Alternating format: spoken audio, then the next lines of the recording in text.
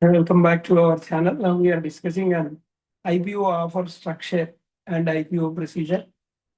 IPO market is booming now. In June 2025 alone, companies raised over 9,500 crores through public issues. Let's break down the IPO offer structure and procedure in simple terms. When unlisted company wants to become a public listed company and offer its shares to the public, it must prepare DRHP, that is draft ready hearing prospectus. This is filed with the SEBI under Companies Act 2013 and relevant rules under SEBI ICDR regulations. In most cases, IPO follows book building process. What is that book building? Which is essentially a price discovery mechanism, inviting bids from retail individual investors, non-institutional investors, qualified institutional buyers. You will see offer structure and allocation of shares. Every DRHP has a section called offer structure, which shows how shares are divided among the investor categories. We just discussed no investor categories: retail individual investor, non-institutional investors, qualified institutional buyers. So how the shares will be divided? This is as per regulation 32 of ICDR. Again, there are two options. If your share meets the eligibility criteria under regulation 6, sub-regulation 1, 50% will be allocated to QIBs, out of which 5% are reserved for mutual funds, 35% to retail investors, 15% to non-institutional investors. Suppose if some companies' eligibility norms are not met, then the issuer uses regulation 6, sub-regulation 2 route. There 75% will be allocated to QIBs, out of which 5% will be for mutual funds, 10% retail investors, 15% for non-institutional investors. In some cases, up to 60% of QIB allocation can go to anchor investors.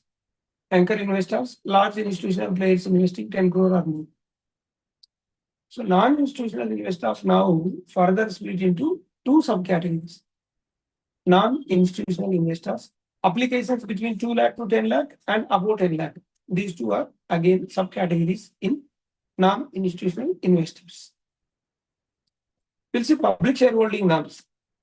This is as per securities contracts regulation rules. If post-issue capital is 1,600 crores, up to 1,600 crores or 1,600 crores, then minimum public shareholding is 25%. Post-issue capital, 1,000 crores, 1,600 crores to 4,000 crores. Then shares worth to 400 crores are minimum public shareholding. If the issue size, post-issue capital, above 4,000 crore to 1 lakh crore, then 10% is a minimum public shareholding.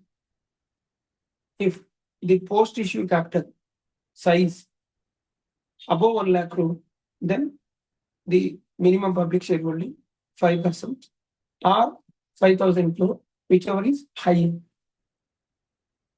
I think you are clear.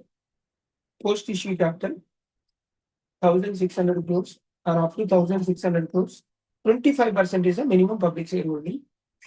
If it is between 1,600 to 4,000 crores, 400 crores is the minimum public shareholding.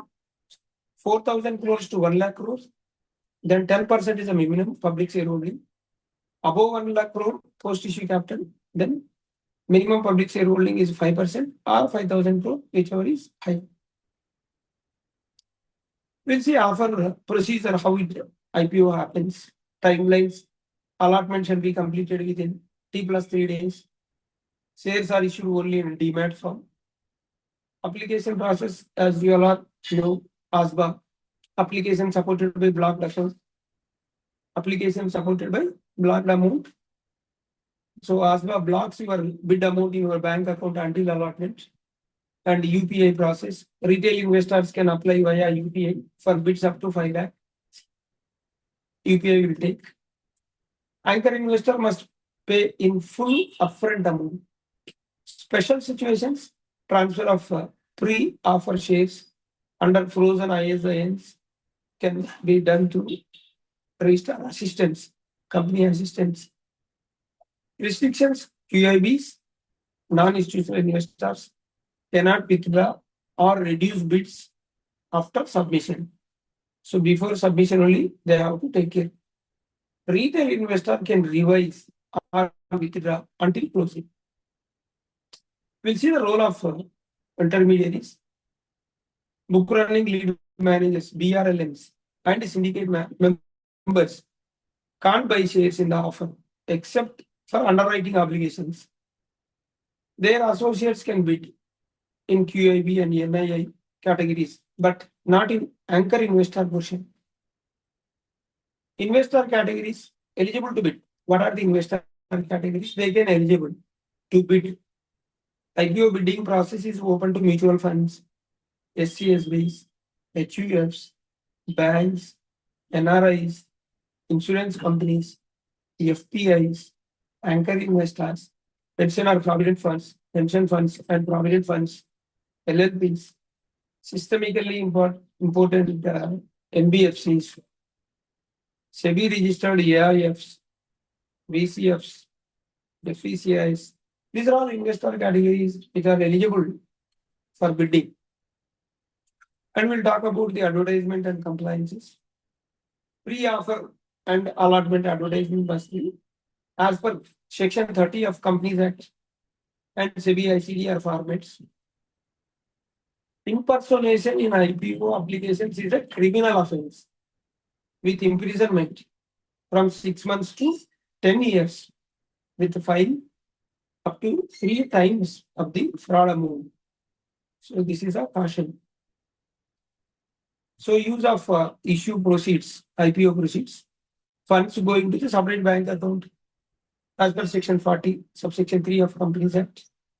Usage is clearly disclosed in the balance sheet. Promoters must confirm compliances. We have 2 channels, RR Corporates and another one, RR Legal Talks. Please do subscribe and hit the bell icon so that you will not miss any of our latest videos. Thank you.